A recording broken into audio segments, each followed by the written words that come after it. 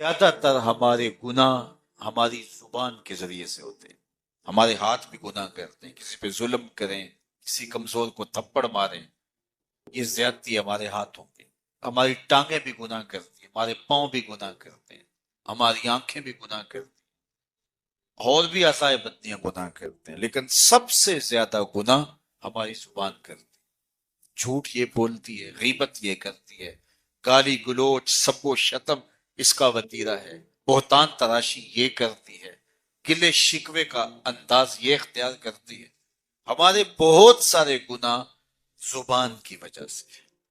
اسی لیے میرے اور آپ کے آقا و مولا نے ارشاد فرمایا، جو تمہارے دو جبڑوں کے درمیان ہے یعنی زبان، اور جو دو ٹانگوں کے درمیان ہے تمہاری پارسائی کی جگہ، تم ان دو چیزوں کی مجھے ضمانت دے دو، میں محمد تمہیں جنت کی ضمانت دے دے صلی اللہ علیہ وسلم۔ تو زبان اور پارسائی کی جگہ ان دونوں کی حفاظت کرنے کی تلقین کی۔ زبان کو تو 32 دانتوں میں جکڑ کے رکھا گیا، اور اس کی آفات سب سے زیادہ گناہ زبان کی وجہ سے۔ تو فرمایا جو خاموش ہو گیا وہ نجات پا گیا، چونکہ یہ بولتی ہے تو جھوٹ بولتی ہے، یہ بولتی ہے تو شکوے کا لہجہ اختیار کرتی ہے، بہتان لگاتی ہے، غیبت کرتی ہے، چغلی کرتی ہے، دو افراد کو تقسیم کرنے کا ذریعہ بنتی ہے، لوگوں کے دل دکھاتی ہے، اذیت پہنچاتی ہے، گالی سب و شتم یہ اس کا مزاج بن جاتا ہے۔ تو اس لیے زبان سے جب بولیں تو خوبصورت بات بولیں، یا پھر خاموش رہیں، تو خاموشی نجات دیتی ہے، جو خاموش رہا وہ نجات پا گیا۔ علامہ رومی علیہ الرحمہ نے ایک بڑی خوبصورت بات لکھی ہے کہ ایک نوجوان تھا، وہ استاد کے پاس پڑھنے گیا، اور تھا وہ بادشاہ زادہ۔ تو استاد نے جب یہ حدیث سنائی نا کہ من سمت نجا، جو خاموش ہو گیا وہ نجات پا گیا، تو شہزادہ خاموش ہو گیا۔ اب بادشاہ کو فکر لاحق ہوگی کہ بیٹا بولتا نہیں، کیا مسئلہ ہو؟ حکما کو بلایا، کسی نے کہا اس کو جو ہے وہ یہ دیا جائے، کسی کو کہا یہ دیا جائے، کسی نے کہا یہ دیا جائے، ایک حکیم نے کہا اس کو سیر کو بھیجا جائے۔ تو خادم روزانہ سیر کے لیے لے کر کے اس کو جایا کرتا تھا۔ ایک دن اس نے دیکھا کہ ایک درخت ہے جس کی گھنی شاخوں میں جانور بیٹھے ہیں، ایک شکاری تیر کمان لے کر کے گزر رہا تھا۔ اس نے غور سے شاخوں کو دیکھا، اسے کچھ دکھائی نہیں دیا، گزر گیا۔ ابھی گزرا ہی تھا کہ بیٹھی ہوئی فاختہ بول پڑی، تو وہ پھر پیچھے پلٹا اور غور سے دیکھا، اور تاک کے تیر مارا، پھڑ پھڑاتی ہوئی فاختہ نیچے آ گئی۔ تو اس کی زبان سے بے ساختہ نکلا، صدقتا یا رسول اللہ، اے پیارے رسول آپ نے سچ کہا ہے، نہ بولتی تو نہ ماری جاتی، خاموشی میں نہ جاتا۔ بادشاہ روز رپورٹ لیا کرتا تھا کہ بیٹے نے کچھ بات تو نہیں کی، آج بتایا خادم نے کہ یوں یوں ماجرا ہوا ہے۔ بادشاہ سمجھ گیا کہ یہ تو قصدن خاموش ہوا ہوا ہے، تو اس نے جلاد کو بلایا، کہا ذرا اس کو آج الٹا لٹکاؤ نا، تو اس کی مرمت کرو۔ تو جلاد نے الٹا لٹکا کے جب اس کو کوڑا مارا نا تو پھر چیخا، کہا صدقتا یا رسول اللہ صلی اللہ علیہ وسلم، یا رسول اللہ آپ نے سچ کہا، فاختہ بولی وہ ماری گئی، میں بولا میں مارا گیا۔ خاموشی اختیار کریں گے، جہاں بہت ضروری ہو وہاں بولیں گے، زبان کی آفتوں سے بچ جائیں گے تو بہت سارے گناہوں سے بچ جائیں گے۔ اللہ نے ہر انسان کے ساتھ ایک محافظ فرشتہ پیدا کیا، اور اگر وہ محافظ فرشتہ انسان کے ساتھ نہ ہو، شیاطین انسان کو ویسے مار ڈالیں، انسان کو قتل کر ڈالیں، اگر اللہ نے حفاظت کے لیے فرشتہ معمور نہ کیا ہو۔ یہ انسان کے دشمن ہے، اور انسان کو شیاطین راہ مستقیم سے ہٹانے کے لیے دن رات کوشیں۔ پھر یہ اتنا مکار دشمن ہے، ہر ایک کو ایک لاٹھی سے نہیں ہانکتا، اسے پتا ہے کہ کس کو کیسے بھٹکانا ہے۔ ایک شب زندہ دار جس کو سحری کے وقت اٹھ کے آنسو بہانے کا لطف ملتا ہے، اب شیطان اس کو کہے کہ سحری کے وقت اٹھا نہ کر، تو وہ شب زندہ دار جب اس کے آنسو مسلح میں جذب ہوتے ہیں، اور وہ اترتے ہوئے آنکھوں سے آنسو اتنی لذت اسے دیتے ہیں کہ دنیا مافیہا کی لذتیں ایک طرف اور یاد خدا میں رونا ایک طرف۔ اب شیطان کسی کو کہے کہ سحری کے وقت اٹھا نہ کر، تو کوئی شیطان کی یہ بات تھوڑی مانے گا، تو شیطان اسے یہ کہتا بھی نہیں ہے، اسے کہتا ہے نہیں نہیں اٹھا کر، لیکن صبح بتا دیا کر کے میں تہجد گزار، اسے ریا میں مبتلا کرے گا۔ ایک شخص جس کی طبع میں فیاضی گندی ہوئی ہے، اب شیطان اس کو کہے کہ تو سخاوت نہ کیا کر، بخل کا درس دے، تو طبعاً جو سخی شخص ہے، جس کی فطرت کے اندر فیاضی ہے، تو وہ شیطان کی اس بات کو تو نہیں مانے گا۔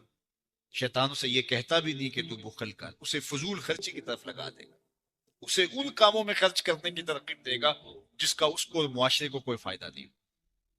اس لیے شیطان رخ بدلتا ہے۔ ایک شاعر جس کی طبع کے اندر لطافت ہے، نرمی ہے، محبت ہے، اب شیطان اس کو کہے کہ فلاں کو قتل کر دے، تو شاعر تو شاخ سے پھول بھی نہیں توڑ سکتا، تو پھر وہ کسی کا سر کاٹتے یہ کیسے ممکن ہو سکتا ہے؟ شیطان ایک شاعر کو یہ کہتا بھی نہیں، اسے وہ شراب اور شباب کے پیچھے لگا دیتا ہے۔ اب اتنا سخت دشمن، اتنا مکار دشمن، حضرت سیدنا غوث اعظم رضی اللہ تعالیٰ عنہ فرماتے ہیں میرے اوپر صحاب نور چھا گیا اور آواز آئی، عبد القادر تو نے اللہ کی اتنی عبادت کی ہے، اتنی ریاضت کی ہے کہ شریعت کا ہم تمہیں اب مکلف نہیں رہنے دیتے، اور اب تو نماز نہ پڑھے اور دیگر اعمال نہ کرے تو تجھے کوئی پکڑ نہیں، میں تیرے اوپر ایسے راضی ہو گیا ہوں۔ تو ایسے بادل سے آواز آئی، کہتے مان میرے دل میں خیال آیا کہ اگر عبادت کا مکلف نہ ہونا ہوتا تو امام الانبیاء صلی اللہ علیہ وسلم سے بڑھ کر کون اللہ کا مکرم تھا۔ حتیٰ تتورم قدمہ ہو، حضور جب نماز پڑھتے اور اس قدر لمبا قیام کرتے حضور کے مبارک پاؤں سوج جاتے، لیکن ان کو تو کہا گیا وَعْبُدْ رَبَّكَ حَتَّى يَأْتِيَكَ الْيَقِينُ، انہیں تو کہا گیا کہ آخری سانس تک اللہ کی عبادت کرنی ہے، تو میں کون ہوں کہ مجھے کہا جائے کہ تو اب عبادات کا مکلف نہیں رہا، کوئی بات نہیں ہے۔ تو کہتے ہیں میں لا حول ولا قوت الا باللہ پڑھا تو وہ جو مجھے دور نظر آ رہا تھا وہ سیاہی میں بدل گیا۔ تو وہ ابلیس تھا جو اس رنگ میں مجھے بھٹکانا چاہتا تھا، کہا عبد القادر اس مرتبے پہ پہنچے ہوئے کتنے لوگوں کو میں نے گمراہ کر دیا، تیرے علم نے تجھے بچا لیا۔ تو میں نے کہا ظالم میرے علم نے مجھے نہیں بچایا، میرے اللہ کے فضل نے بچایا۔ تو کہا پھر بچ گیا ہے، کئی میں نے یوں لوٹ لیے۔ اتنا مکار دشمن ہو جو ہمارے اوپر مسلط ہے اور دن رات کوشاں ہے ہماری متاع عمل لوٹنے کے لیے، متاع ایمان لوٹنے کے لیے، تو پھر مجھے بتاؤ کہ ہم کیا غافل ہو کے بیٹھیں گے؟ ایسے ناپاک وجود کا مقابلہ کوئی آسان ہے جو ہماری متاع عمل لوٹتا ہے، متاع ایمان لوٹتا ہے، ہمیں عمل کرنے نہیں دیتا، کریں تو وسواس ڈال رہا ہوتا ہے، کر لیں تو ریا میں اور تکبر میں مبتلا کر کے، عجب میں مبتلا کر کے کیا ہوا عمل بھی لوٹ لیتا ہے۔ مجھے بتاؤ یہ کوئی جو ہے وہ سوکھا کام ہے کہ ہم مقابلہ کریں؟ اب ماہ سیام میں روزے سے بھوک بھی کاٹتے ہیں اور قرآن مجید کی تلاوت اور دیگر معمولات کے لیے ہمیں تنہائی بھی میسر آتی ہے، اور اسی طرح ہمیں روزے سے جو ہے وہ اپنی زبان کو کنٹرول کرنے کا درس بھی ملتا ہے۔ تو روزہ تمہاری زبان کا محافظ بن جاتا ہے، پھر روزہ تمہاری شہوات کے کنٹرول کا ذریعہ بن جاتا ہے، اور روزہ تنہائی کی وجہ سے اختلاط سے جو خرابیاں پیدا ہوتی ہیں ان سے تمہیں بچا لیتا ہے۔ تو گویا ماہ سیام اللہ تعالیٰ کی رحمتوں کا ایک روپ ہے، اور یہ ایک مہینے کا تربیتی کورس ہے جس کے ذریعے سے ہم اپنے باطن کی صفائی کر سکتے ہیں اور اندر کی غلاستیں، اندر کے میل کو جیل مٹا سکتے ہیں۔ وہ کسی نے کہہ دیا نا کہ وہ اپنا مقدمہ کیسے ہار سکتا ہے جس کے حضور وکیل ہوں، تو میں نے ٹوک دیا، میں نے کہا نہیں یوں نہ کہو۔ تو کہنے لگے کہ یہ کیوں؟ میں نے کہا وکیل بمانا نگہبان یہ تو حضور کے اسماء میں سے ہے، لیکن یہاں مقدمے کی بات چل رہی ہے، یہاں ایڈوکیٹ کے معنی میں وکیل ہے، اور حضور اس معنی میں ہمارے وکیل یہاں نہیں ہوں گے، کیونکہ وکیل جو ہوتا ہے وہ جج کو کہتا ہے کہ میرے موکل نے یہ جرم نہیں کیا لہٰذا چھوڑا جائے، جرم ثابت ہو تو سزا ہوتی ہے۔ وکیل کا سارا زور اس بات پہ ہوتا ہے کہ میرے موکل نے یہ جرم نہیں کیا، یہ بے گناہ ہے، اسے چھوڑا جائے۔ حضور ہمارے وکیل نہیں ہیں، حضور ہمارے شفیع ہیں۔ وکیل کہتا ہے میرے موکل نے یہ جرم نہیں کیا لہذا چھوڑا جائے، شفیع کہتا ہے سب کچھ کیا ہے، میرا آنا دیکھا جائے۔ حضور وکالت نہیں فرمائیں گے، شفاعت فرمائیں گے۔ پیش حق مجدہ شفاعت کا سناتے جائیں گے، آپ روتے جائیں گے، ہم کو ہنساتے جائیں گے۔ وسعتیں دی ہیں خدا نے دامن محبوب کو، جرم کھلتے جائیں گے اور وہ چھپاتے جائیں گے۔ وما شفاعتی لأہل الکبائر من امتی، میں امت کے بڑے بڑے گناہ گاروں کی سفارش کروں گا، بڑے بڑے گناہ گاروں کی سفارش کروں گا. کیا منظر نامے ہوں گے.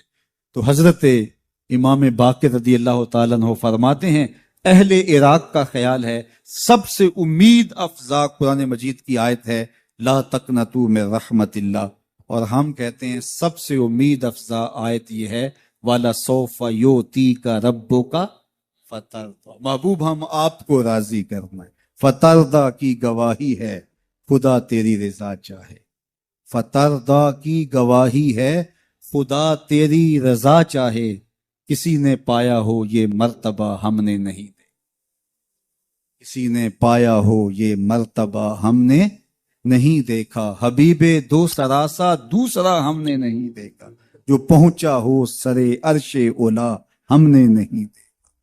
تیری تو بات ہی کیا تو تو شاہ مرسلاں ٹھہرا، تیری تو بات ہی کیا تو تو شاہ مرسلاں ٹھہرا، شہنشاہوں سے کم تیرا گدا ہم نے نہیں دیکھا، شہنشاہوں سے کم تیرا گدا ہم نے نہیں دیکھا. ہمیں 100 ناز ہے اس پر کہ ہم تیرے ہی منگتے ہیں، ہمیں 100 ناز ہے اس پر کہ ہم تیرے ہی منگتے ہیں، کوئی بھی در تیرے در کے سوا ہم نے نہیں دیکھا. میں کھو جاؤں حشر کی بھیڑ میں تو آپ فرمائیں ہمارے در کا ثاقب تھا گدا ہم نے نہیں دیکھا.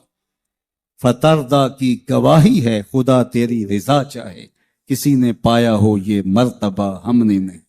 میں اپنے دوستوں کو یہ بات کہتا ہوں اور میرے والد گرامی بھی ہمیں یہ تعلیم دیتے تھے، اور میں آپ سب کو یہ ترغیب دیتا ہوں کہ مسجدوں میں وہ خادم موجود ہوتے ہیں دور موجود کے اندر جو صفائی وغیرہ کا انتظام کرتے ہیں. ہم جو تنخواہ دیتے ہیں ظاہر ہے وہ بھی ہمارا حصہ تو پڑ ہی جاتا ہے، لیکن کبھی کبھی اپنے بچوں کو ساتھ لے کے اپنے دوستوں کو ساتھ لے کے تو مسجدوں کی صفائی ضرور کیا کرو. سال میں ایک دفعہ تو ضرور کر دیا کرو، اگر ہر مہینے کو ایک دن مقرر کر لیا کرو کہ آج کیا کرنا ہے، ہم نے کسی قریبی مسجد کی صفائی کر. مسجد کی صفائی کرنے والے کا دل صاف ہوتا ہے اور اس کو تکبر سے نجات نصیب ہو جاتی ہے.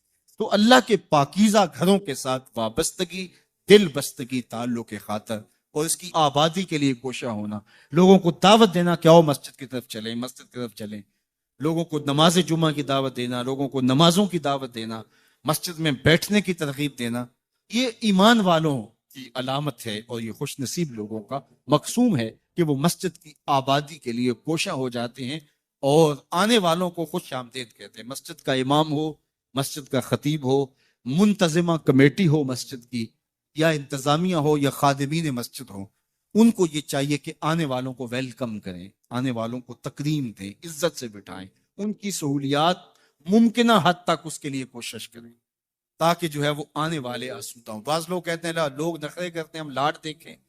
بعض منتظمہ کمیٹیاں وہ ایسٹ انڈیا کمپنیاں بن کے بیٹھ جاتی ہیں اور وہ آنے والوں کو وہ ہر وقت مسجد کے صدر، اور یہ نشے میں ہوتے ہیں کہ میں مسجد کا صدر ہوں، میں مسجد کا سیکٹری ہوں، میں مسجد کا جو ہے وہ یہ عہدیدار ہوں.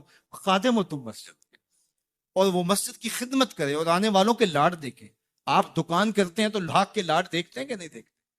آپ فیکٹری چلاتے ہیں تو مزدوروں تک کے لاڈ دیکھتے ہیں کہ نہیں؟ جی میں نے اپنا کام چلانا. تو آؤ نا ذرا مسجد کے نمازیوں کے بھی لاڈ دیکھو، تمہارا رب تمہارے پہ خوش ہوگا کہ یہ ان کے لاڈ دیکھتا ہے، ان کے ساتھ محبت کرتا ہے.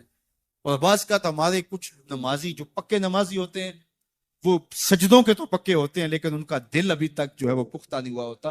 وہ اس زوم میں ہوتے ہیں کہ ہم نمازی ہیں اور نئے آنے والوں کو تنقید کا ہدف بناتے ہیں، نئے آنے والوں کو تنقید کے نشانے پہ رکھ لیتے ہیں.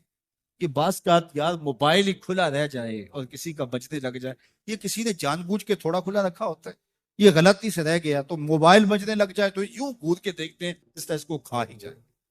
میاں ایسا نہیں ہے. مسجد نبوی سے بھی کوئی مقدس جگہ ہو سکتی ہے.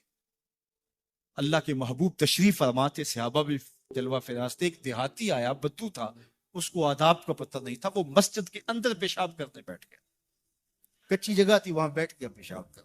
صحابہ مارنے کے لیے دوڑے، فرمایا تو اب بیٹھ گیا تو اس کو کر دینے، بعد میں پانی بہا دینا. جب اس نے پیشاب کر لیا تو آقا کریم سے بلایا، ان کو کہا آپ پانی بہا دیں. اس کو کہا یہ مسجدیں ہیں، یہ ذکر فکر تلاوت کلام مجید کے لیے بنائی گئی ہیں، یہ بول و براز کے لیے نہیں بنائی گئی. اس کو یہ کہہ کے اس کی بھی تصحیح فرما دی، اور دوسری جانب جو ہے وہ صحابہ کو کہا اب بیٹھ گیا تو اب جو ہے وہ اس کو کر دیں گے۔ یعنی اس بات سے ہم سمجھ سکتے ہیں کہ آپ آنے والوں کی کس طرح دل جوئی کر سکتے ہیں۔ لیکن ہمارے ہاں تو یہ ہوتا ہے کہ ایک آدمی ہے، اس نے چلانی تھی ٹیوب اور ہاتھ لگ گیا پنکھے پہ، اور موسم تھا سردیوں کا، تو سردی کے موسم میں اگر کسی نے پنکھا چلا دیا ہے مسجد میں آ کر کے تو ظاہر اس نے غلطی سے چلایا، تو اس کو تو کہنے کی بھی ضرورت نہیں، وہ خود اپنے اندر شرمسار ہے، لیکن سارے اس کو گھورنے لگ جائیں گے، مذاق کرنے لگ جائیں گے، یا اس کو جو ہے وہ تانے دینے شروع کر دیں گے۔ تو یہ رویہ، یہ شریعت ایسے رویے کی اجازت نہیں دیتی۔ دل جوئی کرو، پیار کرو، تو آنے والوں کی دل جوئی کیجیے، ان کو محبت دیجیے، ان کو پیار دیجیے، ان کے لیے سہولیات فراہم کیجیے۔ بعض وہ ہمارے جلدی جلدی پنکھے بند کر دیں گے، نماز ہو گئی، جمعہ ہو گیا، پنکھے بند کر دیں گے، جی اب وقت ہو گیا نکلو یہاں سے۔ مسجدوں کو کشادہ رکھیں، کشادہ دل لوگوں کے ہاتھوں میں مسجدوں کا نظم و نسق ہے، جو کشادہ مزاج کے اور جو لوگوں کے لیے سہولیات فراہم کریں، اللہ کے گھر آباد ہوں، مسجدوں کی تعمیر، مسجدوں کی تزئین اور مسجدوں کے ساتھ وابستگی، مسجدوں کے ساتھ دل بستگی، یہ اہل ایمان کی علامت ہے۔ جس طرح نمازیں ہماری رمضان المبارک میں فرض تھی ہمارے اوپر، رمضان المبارک کے گزرنے کے بعد بھی ایسے فرض ہیں۔ جس طرح جمعۃ المبارک کا اہتمام رمضان میں ہم کرتے تھے، ماہ سیام کے گزرنے کے بعد بھی اسی طرح ہمارے اوپر جمعہ فرض ہے۔ تو ہمارے ہاں یہ جو کلچر ہے کہ رمضان المبارک کے بعد نمازی سکڑ جاتے ہیں، تو اس کلچر کو ختم ہونا چاہیے۔ اسی طرح سے نمازوں کا تسلسل رہے اور نماز جمعہ کا تسلسل رہے۔ جب امام جو ہے وہ خطبہ ختم کر رہا ہو تو لوگ مسجد میں آ رہے ہوتے ہیں، اور پھر بہت جلدی نکلنے کی ہوتی ہے۔ امام کے منبر پر بیٹھنے سے قبل مسجد میں آنے کا رجحان پیدا کرنا چاہیے۔ فرمایا گیا کہ جو شخص جمعۃ المبارک میں سب سے پہلے آتا ہے اس کو ایک اونٹ ذبح کرنے کا ثواب نصیب ہوتا ہے، جو اس کے بعد آتا ہے اس کو ایک گائے ذبح کرنے کا، پھر ایک بکری، اور جب امام منبر پہ بیٹھ جاتا ہے پھر رفع الکلام، کلمے اٹھا لی جاتی ہے، پھر اس کے بعد عام جو ثواب ہے وہی مرتب ہوتا ہے، وہ جو خاص ثواب ہے اولیت کا وہ پھر اٹھا لیا جاتا ہے۔ اس لیے کوشش کریں۔ میں سمجھتا ہوں اس میں ہمارے خطباء کا بھی بہت قصور ہے کہ بعض کا ممبر سے کوئی مربوط گفتگو نہیں ملے گی، کوئی منظم کلام نصیب نہیں ہوگا، اور کوئی با مقصد بات لوگوں تک نہیں پہنچائی جائے گی، تو لوگوں کی دلچسپی نہیں ہوگی، لوگ پھر دیر سے آئیں گے۔ ایک تو یہ بات بھی ہے، لیکن دوسری بات یہ ہے کہ ہمارے ہاں عمومی طور پہ اجتماعی رویہ یہ ہے کہ مسجد میں دیر سے جانے کا فیشن، تو اس فیشن پہ نہ چلے، بلکہ امام اور خطیب کے منبر پر بیٹھنے سے قبل جتنا وقت گزرے گا آ کے بیٹھ کے تلاوت کرتے رہیں، ذکر و فکر میں مشغول رہیں، جتنی دیر آپ کو انتظار کرنا پڑے یہ آپ کے لیے خیر و برکت کر رہی ہے، اور پھر آئیں اور پوری گفتگو سنیں، اور اس گفتگو کا یقیناً نتیجہ آپ کی زندگی میں مرتب ہوگا۔ اور اگر آپ سمجھتے ہیں کہ میں بہت زیادہ مصروف ہوں اور کوئی آپ کو کام ہے، تو شریعت نے آپ کو اجازت دی ہے کہ آپ لیٹ بھی آ سکتے ہیں، لیکن اذا نودی للصلاۃ من یوم الجمعۃ فاسعوا الی ذکر اللہ وذروا البیع، وہ حکم دیا گیا جب جمعے کی اذان پکاری جائے تو اس کے بعد پھر آپ کاروبار نہیں کر سکتے، پھر کاروبار کرنا حرام ہو جاتا ہے۔ وذروا البیع، پھر خرید و فروخت چھوڑ دو، پھر تم چل پڑو اللہ کے ذکر کی طرف، پھر تمہارے اوپر لازم ہے کہ تم ذکر کی طرف چل پڑو۔ تو اس لیے اس سہولت سے ہمیں فائدہ حاصل کرنا چاہیے کہ اگر ہم خطبہ پہلا چھوڑتے ہیں اور دوسری اذان یہ اذان ہے جس کے بعد کاروبار کرنا حرام ہے، اذان ثانی ہے، یہ سہولت کے لیے پہلا وقت اجمیوں کے لیے ہے، تاکہ جو ہے وہ اردو میں یا اپنی زبان میں، اجمی زبان میں بھی کچھ کلام سن سکے۔ تو اس لیے ہمیں یہ سہولت دی گئی ہے، وہ بہت ضروری کام ہو۔ تو دین سیکھنے کا یہ کتنا خوبصورت موقع ہے، ہر جمعے آپ کو کسی نہ کسی موضوع پہ ایک خطیب لیکچر دیتا ہے، بات سناتا ہے، اور ایک موضوع پر مختلف احادیث، قرآنی آیات کو پڑھ کے مطالعہ کر کے نتیجہ نکال کے آدھے گھنٹے میں، پونے گھنٹے میں آپ تک ایک پورا میسج ڈلیور کرتا ہے۔ تو اس لیے اس کو بھرپور حاصل کرنے کے لیے اور اپنی نسلوں کو دین سے جوڑنے کے لیے یہ اسلام آج بھی بہت سارے مشقتیں اور بہت ساری سازشوں کے باوجود یہ قائم ہے، اس لیے کہ اس نے خوبصورت ہمیں نظم دیا ہے۔ محلے کی سطح پہ 5 گانا نماز ہے، علاقے کی سطح پہ جمعہ ہے، سالانہ شہر کی سطح پر 2 عید کے اجتماع ہیں، اور عالمی سطح پہ حج کا اجتماع ہے۔ تو یہ ایک نظم ہے جو ہمیں دیا گیا، اور یہ ہمیں جوڑے رکھتا ہے، اور یہ ہماری وحدت کی علامت ہے۔ اللہ تعالی ہمیں 5 گانا نماز کی توفیق عطا فرمائے، اور اہتمام کے ساتھ نماز جمعہ کی توفیق عطا۔ ایک حدیث میں آتا ہے جس نے 3 جمعے بغیر کسی عذر کے ترک کر دیے اس کے دل پر نفاق کی مہر لگا دی جاتی. اللہ ہمیں محفوظ فرمائے. وآخر بنو سلمہ نے مسجد کے قریب گھر لانے کی مشاورت کی کہ ہمارے گھر مسجد نبوی سے کچھ فاصلے پر ہے، تو ہم ایسا کرتے ہیں کہ اپنی رہائشی مسجد نبوی کے قریب لے جاتے ہیں تاکہ مسجد میں جانا آنا آسان. تو آقا کریم علیہ السلام کو جب خبر پہنچی کہ بنو سلمہ قبیلہ اپنے گھر مسجد نبوی کے قریب لانا چاہتا ہے، تو حضور نے ان کو بلا کے فرمایا کہ اے بنی سلمہ تم وہیں رہو، اپنے گھروں کو شفٹ کرنے کی ضرورت نہیں ہے، تم جتنے قدم چل کے مسجد میں آتے ہو اللہ اتنا ہی ثواب عطا کر. ایک روایت میں آتا ہے کہ جب کوئی شخص مسجد کی طرف چلتا ہے اور دایاں قدم اٹھاتا ہے تو دائیں قدم کے بدلے میں اس کے نامہ اعمال میں نیکی لکھتے جاتی، اور جب وہ بایاں قدم اٹھاتا ہے تو بائیں قدم کے صدقے سے اللہ تعالیٰ جل شانہ اس کے نامہ اعمال سے گناہ مٹا دیتا ہے. تو وہ چلتا رہتا ہے، ایک قدم پہ نیکی لکھی جاتی ہے، ایک قدم پہ گناہ مٹتا چلا جاتا ہے، اور اللہ اپنی خاص رحمات اس کو نصیب فرماتا ہے جو مسجد کی جانب سفر کر. یہ خیر البقا ہیں، یہ مقدس دھرتی ہے، اور اس کے احکام پھر باقی زمین کے ٹکڑوں سے الگ ہو جاتے. وہ جگہ جو مسجد کے لیے وقف کر دی جائے پھر وہ جگہ خاص کر دی جائے. دنیا کا عالی نصب محل بھی ہو، کسی شہنشاہ کا قصر بھی ہو، تو وہاں بھی آپ جوتوں کے سمیت جاتے ہیں، لیکن جہاں مسجد بن جائے اس کا فرش کچا بھی ہو شہنشاہ بھی جوتے اتار کے آئے گا. یہ اللہ کے گھر کی عزت ہے، یہ تکریم ہے. ان کو بیت اللہ کہا گیا ہے، یہ اللہ کے گھر ہیں، یہ پاکیزگی کی جگہ ہیں. اور ان کو تعمیر کون کرتے ہیں؟ جو اللہ اور پچھلے دن پر ایمان لاتے. اور ایک روایت میں آتا ہے جس نے تتر کے گھونسلے کے برابر بھی مسجد کی تعمیر کی. ہمارے دیہاتوں کے لوگ اچھی طرح جانتے ہیں کہ جو تتر کا گھونسلہ ہوتا ہے وہ ایک پوری اینٹ کا بھی نہیں ہوتا، آدھی اینٹ کے برابر تتر کا گھونسلہ ہوتا. جس نے کسی مسجد کی تعمیر میں آدھی اینٹ سے بھی حصہ ڈال دیا اللہ اس کو بھی جنت میں گھر عطا فرمائے. یہ کتنا بڑا اعزاز ہے، یہ کتنی بڑی عزت ہے جو تعمیر مسجد کرنے والے کو نصیب ہوتی ہے.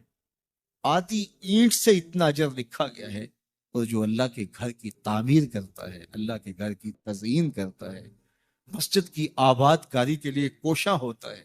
فرمایا اگر تم کسی شخص کو دیکھو کہ وہ مسجد کی دیکھ بھال کر رہا ہے تو اس کے ایمان کی گواہی دے دو کہ یہ شخص مومن ہے. تو یہ اللہ تعالیٰ جل شانہ نے مسجدوں کی تعمیر، تزئین، آبادی کا صلہ رکھا، ان کے احکام الگ رکھ دیے. اعلیٰ حضرت عظیم البرکت امام اہل محبت امام الشاہ احمد رضا خان فاضل بریلوی علیہ رحمہ فرماتے ہیں مسجد میں اتنے زور سے قدم رکھنا کہ دھمک پیدا ہو، یہ مسجد کے آداب کے منافی ہے. تم اللہ کی بارگاہ میں یہاں قدم بھی سنبھل کے رکھو. تمہارا قدم اس زور سے نہیں پڑنا چاہیے. آپ کو لہسن کھا کے، مولی کھا کے اور پیاز کھا کے مسجد میں آنے سے روکا گیا ہے. کیوں؟ کہ اس کے اندر سمیل ہوتی ہے، بدبو ہوتی ہے. فرمایا جس طرح تم تکلیف محسوس کرتے ہو اس طرح اللہ کے فرشتے بھی تکلیف محسوس کرتے ہیں. تو اس لیے مسجدوں کے اندر خوشبو لگا کے آنا چاہیے. ہمیں سفید لباس پہن کر کے مسجدوں میں آنے کی تلقین. اور لباس بھی جائز ہیں، لیکن فرمایا کہ مسجدوں کو زینت دو سفید لباس سے، اور اپنے مردوں کو سفید کفن انہیں پہناؤ، اور مسجدوں کو بھی سفید رنگ سے، سفید لباس سے زینت بخشو. تو مسجدوں کو زینت دے، مسجدوں میں خوشبو لگا کے آئے، دایاں قدم آگے رکھیں مسجد میں داخل ہوتے ہوئے، اتنے زور سے نہ چلیں کہ دھمک پیدا ہو، مسجد میں آواز بلند نہ کریں سوائے اللہ کے ذکر کے، مسجد میں دنیا کی باتیں نہ کریں، مسجد کی چھت پر بغیر ضرورت شرعی جانا منع کر دیا گیا ہے. یہ مسجد کے آداب میں سے. مسجد کی عمارات کو باقی عمارتوں سے بلند رکھنے کی تلقین کی گئی. یہ وہ پاکیزہ گھر ہیں جس کے کونوں اور گوشوں سے قرآن کی صدائیں بلند ہوتی ہیں، جس کے منبر سے رسول اللہ کا دین دیا جاتا ہے، جس کے میناروں سے اذان کی آوازیں گونجتی اور درود و سلام کے نغمے ہواؤں میں پھیلتے، اور ہواؤں میں اللہ کی تکبیر کی، رسول کریم کی شہادت اور گواہی کی، اور فلاح اور نیکی کی طرف بلاوے کی اور درود و سلام کی خوشبو پھیل جاتی. اور ماحول میں سکون اور طمانینت ہوتی ہے۔ اگر میں مسجد سے نکلتے ہوئے جوتا چرا کے لے جاتا ہوں اور آرزو یہ رکھتا ہوں کہ میرے اوپر عمر بن عبد العزیز جیسا حکمران آ جائے، تو میری یہ خواہش پوری نہیں کی جائے گی، کیونکہ میرے عمل کے نتیجے میں میرے اوپر حکمران مسلط کیا جائے گا۔ میں اپنے اندر جھانک کر کے دیکھوں، اپنے اندر اتر کے دیکھوں کہ میں کہاں کھڑا ہوں۔ میں اگر یہ دیکھتا ہوں کہ میرے اوپر بدترین حکمران مسلط کر دیے گئے، جو ملک کو دونوں ہاتھوں سے لوٹ رہے ہیں، ملک کے وسائل کو چاٹ رہے ہیں، تو میں خود دیکھوں کہ میں کہاں کھڑا ہوں۔ جب تمہارے اوپر نااہل حکمران مسلط کر دیے جائیں تو یہ تمہارے اعمال کی سزا ہے۔ ایک روایت میں آیا اعمالکم اموالکم، تمہارے اعمال ہی تمہارے اموال ہیں۔ حجاج بن یوسف بڑا ظالم شخص ہے۔ حضرت حسن بصری رضی اللہ تعالیٰ عنہ فرماتے ہیں پچھلی امت کے لوگ اپنے سارے ظالم اکٹھے کر کے لے آئیں اور ایک پلڑے میں رکھ دیں، تو دوسرے پلڑے میں ہم حجاج بن یوسف کو رکھ دیں تو ہمارا پلڑا پھر بھی بھاری ہوگا۔ 70,000 لوگ اس نے اپنے ہاتھوں سے قتل کیے، 90,000 لوگ اس کے حکم سے کٹے ہیں۔ بصرے کا ظالم ترین حکمران حجاج بن یوسف۔ لیکن کچھ لوگ تھے کہ جو اس کے سامنے بھی حق بات کر لیتے تھے، اگرچہ وہ بہت سخت تھا اور بات بات پہ گردن کاٹتا تھا۔ کہتے ہیں بصرے میں ایک فقیر آ گیا تو حجاج بن یوسف نے اسے بلایا اور کہا کہ میرے لیے کوئی وظیفہ بتائیے۔ تو اس نے کہا کہ تمہارے لیے بہترین وظیفہ یہ ہے کہ تم دوپہر تک سوئے رہا کرو۔ اس نے کہا یہ عجیب وظیفہ ہے۔ کہا ہاں یہ تیرے حق میں اور امت کے حق میں بہتر وظیفہ ہے۔ کہا وہ کیسے؟ کہا تم دوپہر تک سوئے رہو گے تو اس کا نتیجہ یہ ہوگا کہ لوگ تیرے ظلم سے بچے رہیں گے اور تیرے بھی نامہ اعمال کے اندر گناہ کم درج ہوں گے، اس لیے تیرے لیے بہترین وظیفہ ہے کہ تو دوپہر تک سویا رہے۔ حضرت شیخ سعدی شیرازی فرماتے ہیں جس کے جاگنے سے اس کا سونا بہتر ہو، اس کے جینے سے اس کا مرنا بہتر ہو۔ بدترین حکمران بصرے کا، انسانوں کا قاتل، بات بات پہ گردن کٹوا دینے والا۔ کسی نے کہا حجاج اگر تو بچہ تھا، اس وقت تیری عمر اتنی زیادہ نہیں تھی، لیکن تو نے دور عمر تو دیکھا ہوا ہے، تو اتنا ظالمانہ انداز کیوں اختیار کیے ہوئے؟ تو حضرت عمر جیسا حکمران کیوں نہیں بن جاتا؟ تو جو حجاج نے جواب دیا وہ سنیے، 2 لفظ اس نے جواب دیا، تبازروا اتعمر لکم، تم ابو ذر غفاری جیسی رعایا بن جاؤ، میں عمر جیسا حکمران بن جاتا ہوں۔ جب رعایا ابو ذر غفاری جیسی ہو تو حکمران حضرت عمر جیسے ہوتے ہیں، اور جب رعایا ہی چور و ظلم کی خوگر ہو اور اپنے رویوں کو ہم اگر دیکھیں کہ ہم کہاں کھڑے ہیں تو ہمارے اوپر ایسے لوگ ہی مسلط ہوتے رہیں گے۔ سیدنا صدیق اکبر نے بھی یہی وصیت کی کہ میرا جنازہ پڑھ کے پھر حضور کے سامنے لے جانا اور سلام عرض کرنا۔ حضرت انس سے بھی روایت، حضرت علی سے بھی روایت، حضرت صدیق اکبر کی وصیت تھی حضور کے پاس لے جانا اور حضور سے اجازت مانگنا، اجازت مل جائے تو قدموں میں دفن کر دینا ورنہ جنت البقیع میں۔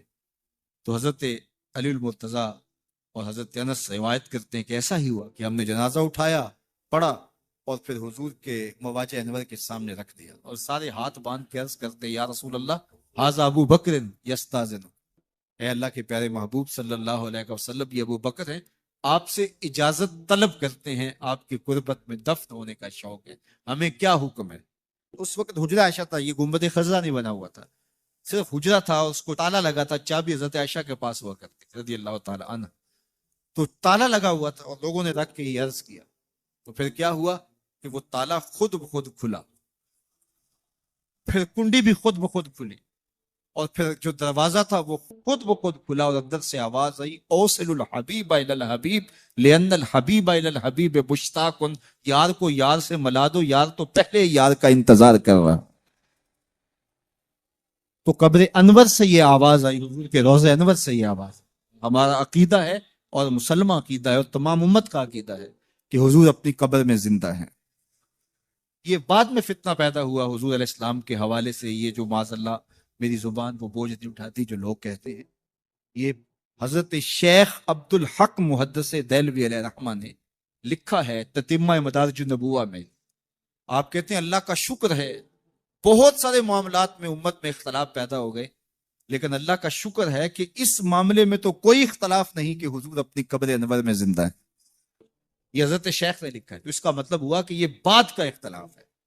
تو حضور علیہ السلام اپنی قبر انور میں زندہ ہیں. حضرت ابو درداء رضی اللہ تعالی عنہ نے جب آقا کریم نے درود و سلام کی ترغیب دی تو کہا حضور جب آپ انتقال کر چکے ہوں گے تو کیا ہم اس وقت بھی آپ پہ درود پڑھیں؟ تو حضرت ابو درداء نے جب حضور سے پوچھا، ابن ماجہ کی روایت ہے، تو کہا حضور جب آپ وصال کر چکے ہوں گے تو درود و سلام اس وقت بھی جاری رکھیں. تو آقا کریم علیہ السلام نے ارشاد فرمایا انما حرم علی الارض ان تاکل اجساد الانبیاء فنبی اللہ حی یرزق. فرمایا ہاں بعد میں بھی میرے پر درود جاری رکھنا، اللہ نے مٹی پہ حرام کر دیا ہے کہ وہ نبیوں کے جسم کو کھائے، نبی قبروں میں زندہ ہوتے ہیں ان کو رزق دیا جاتا. میرے حضور نے کہا نا ارسلت الی الخلق کافہ، میں تمام مخلوق کا رسول بنا کے بھیجا. تمام مخلوق کا، صرف انسانوں کا نہیں، تمام مخلوق. ارسلت الی الخلق کافہ، تمام مخلوقات کا رسول. تو حضور مٹی کے بھی رسول ہے، تو کیا مٹی اپنے رسول کو کھا جائے گی؟ یہ کیسے ہو سکتا ہے؟ تو مٹی کے اوپر حرام ہے. یہ لفظ ہے انما حرم علی الارض ان تاکل اجساد الانبیاء، اللہ نے مٹی پر حرام کر دیا کہ وہ نبیوں کے جسم کو کھائے. فنبی اللہ حی یرزق، یہ سیاستہ کی روایت پڑھ رہا ہوں، نبی اپنی قبروں میں زندہ ہوتے اور انہیں رزق